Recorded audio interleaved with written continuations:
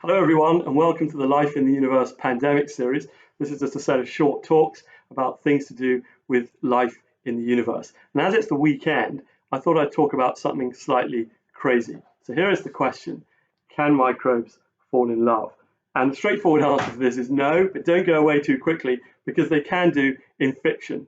And I thought I would shamelessly promote this book that I wrote a few months ago while sitting in a cafe in California waiting for an experiment to come back from the International Space Station. In fact, an experiment that we had launched to look at the use of microbes to do mining on the Moon and Mars. And while I was sitting in this cafe, I wrote this book called Bruntsfield Brook, an adventure romance among microbes. But before we come back to this, microbes are amazing things. They were discovered in the 17th century by Anthony van Leeuwenhoek, who was a Dutch fabric maker who was wanting to make microscopes to improve the quality of his fabric.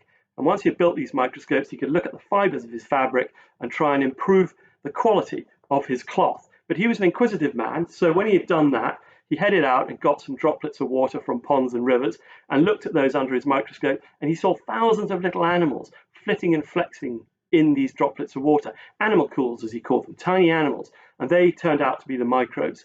Later we would discover that they are involved in disease, Black Death, typhoid, cholera, you name it, the microbes are there. But not just that, we found that microbes were very good for us as well. They made yogurt and wine and beer, and in the natural environment, they cycle sulfur, carbon, nitrogen, all the essential elements of the biosphere are cycled, churned in the crust of the earth by the microbes. So Leeuwenhoek had discovered microbes.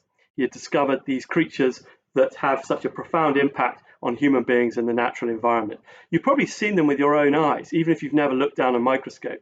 If you ever walk outside, sometimes you'll see a green layer on the side of a public building. That's a biofilm, a film of microbes. And if they're really thick, they form these microbial mats. And you may have seen these mats if you've ever gone for a walk along a river or a stream and you've looked down into the stream, you can see the microbes growing on the surface of a rock. And they come in these complex layered structures. So on the top, we've got the photosynthetic microbes that capture sunlight. They need sunlight for energy. And in the process, they make sugars. And these sugars leach down into the mat and feed other microbes. And those microbes feed yet more microbes. And deep down in the bottom of the mat, we have microbes that are living on very meager sources of energy, like methanogens, methane-producing microbes that eat hydrogen and carbon dioxide and produce methane gas. So the microbes take up this sort of layered structure in the mat, a bit like a community or a society of microbes. And it was that notion of a society of microbes living on a rock that inspired me to write this novel as I was sitting there in that cafe last summer.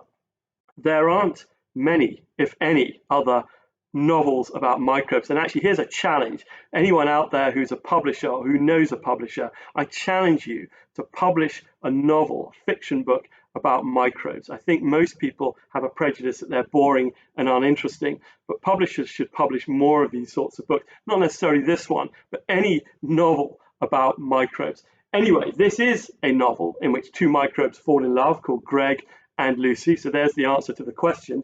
They don't in the real world, but they do in fiction books. And in this book, Greg and Lucy live in a microbial mat in a stream in Edinburgh. And the first part of the book, they travel around meeting their friends. They go into the deep under, which is the deep part of the mat, and they meet Kev, who is an iron reducer, and they stay in his house to drink acetate wine and enjoy some conversation with an old friend. But while this is happening, they hear about a great calamity. The mat has become detached from the rock.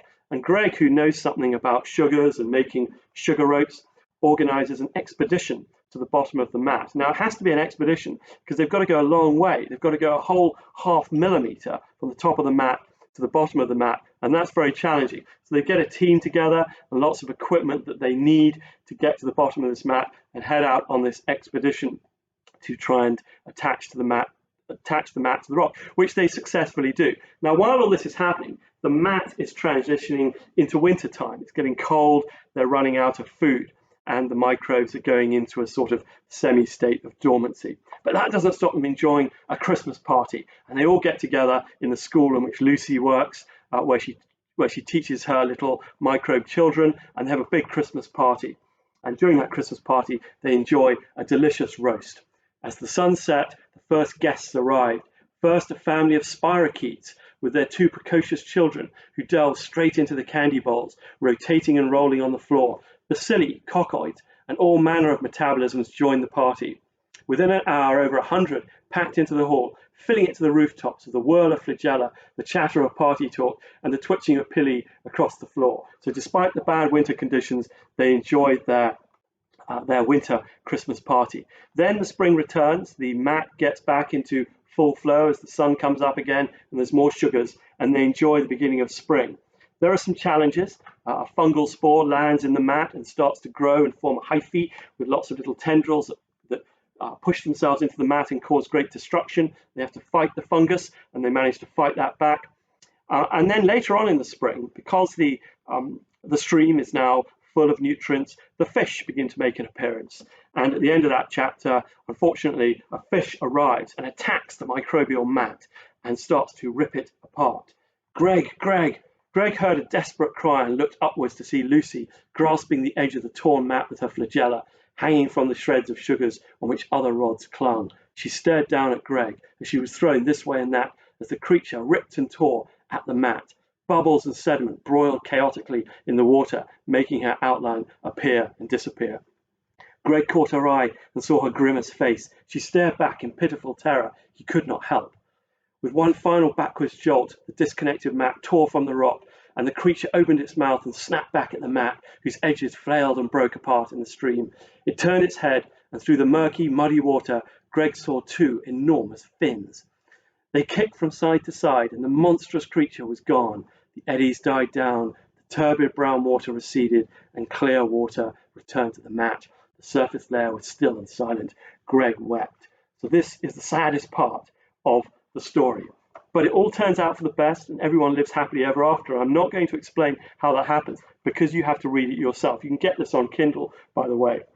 And then eventually they come to the end of the story, but not before there are some other challenges, because embedded into the microbial mat over the spring and summer are strange pieces of material, shards, that they hold various committee meetings to talk about and try and understand what's going on, because the shards are poisoning the mat.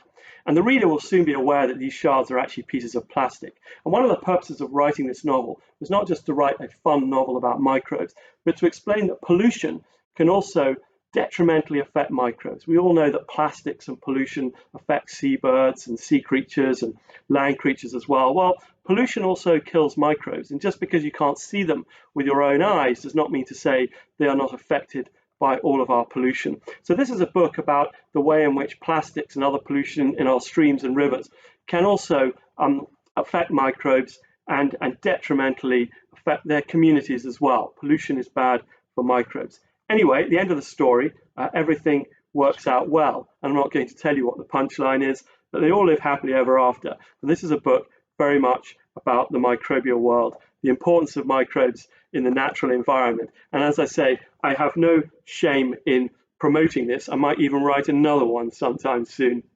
They lend themselves to fiction very well, microbes. They're a little bit anthropomorphized, but nevertheless, they do exciting things. And what's going on in those microbial mats is invisible to you and I at that tiny scale. But all the microbes interacting in quite complicated ways. They can even communicate with each other using chemicals. And they can even bioluminesce. In fact, bioluminescent microbes light up and show the way when they're on their expedition to the deep under, to the bottom of the microbial mat.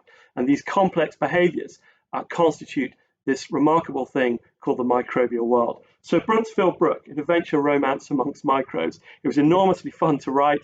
If you can get onto Kindle, have a read of it. And I hope you can enjoy something about microbes. I think everyone should read about microbes. We should have more fiction books, because maybe that's a way for people to understand about microbes more and their hugely important role in the biosphere and in our everyday lives. So keep well. Don't be put off by one nasty virus that gives microbes a bad name. It's just doing something that's unpleasant to us, but most microbes are doing good things of benefit to everyone. So keep well. Thank you.